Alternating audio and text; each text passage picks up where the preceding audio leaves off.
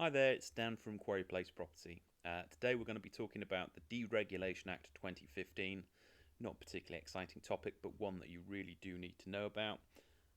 Certainly, if you're a landlord in the Whitby area, it's something that you just need to know about, and so you can not worry about it. The reasons it's important to you are if you want to serve a notice on a tenant to remove them from the property, so a Section 8 if it's a fault notice, or just getting your property back at the end of tenancy, which is Section 21. You need to have served certain documents up front at the start of tenancy, otherwise your notice will just be thrown out of court. So just be aware of that, and I'll go through the documents. It's not particularly difficult, it's just following the process. So the first one, gas safe certificate. As landlords, uh, we have to maintain the safety of gas appliances, the pipework leading to gas appliances, and flues from gas appliances.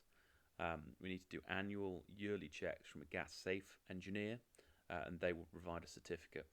Not being able to actually produce a certificate is actually a criminal offence, so just be wary of that. It's something that you really do need to do. The next one is an EPC.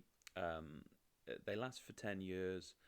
If you buy a property, it has to be sold with an EPC. So most properties have them. You can actually Google it, and there is a register of EPC, so you can actually see the one on your property when it actually runs out. It works on a traffic light system, A to G. It needs to be E or above to actually rent the property out.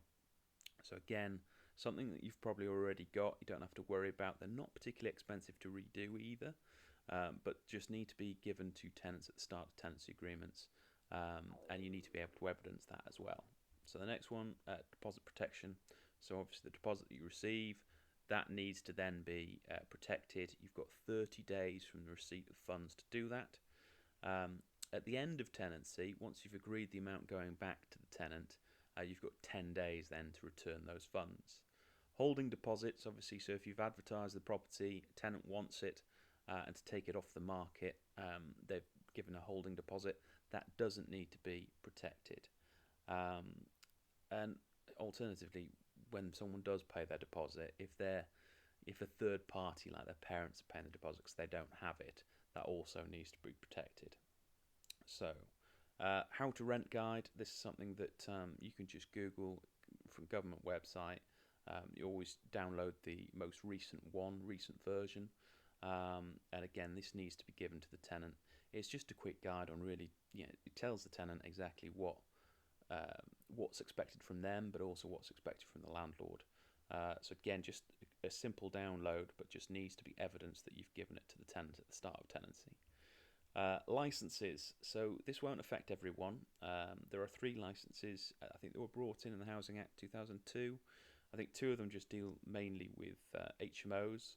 So a mandatory license was on an HMO, which was 5 or more bedrooms on 3 or more floors. That was what it was originally. I think they've scrapped the 3 or more floors bit. So mandatory license is basically on 5, on HMOs that are 5 or more people or 5 or more bedrooms. Additional licensing is something that the council can bring in for HMOs to deal with properties that are less than 5 bedrooms. Selective licensing, that's slightly different. There are certain criteria that the council need to prove to bring in selective licensing. And there are some areas within Scarborough that fall under selective licensing, and it's normally, the idea is to improve the private rental stock. Licenses, you do have to jump through a few hoops. There is a cost to them. They last for 5 years.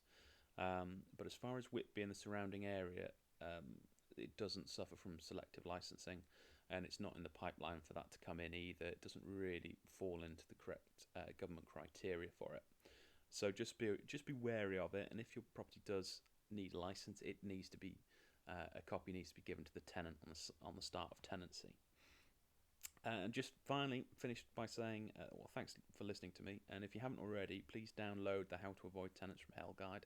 It's just 14 questions we use to really sort of weed out those professional tenants out there, which we could all do with staying away from. And hope to speak to you soon. Thanks very much.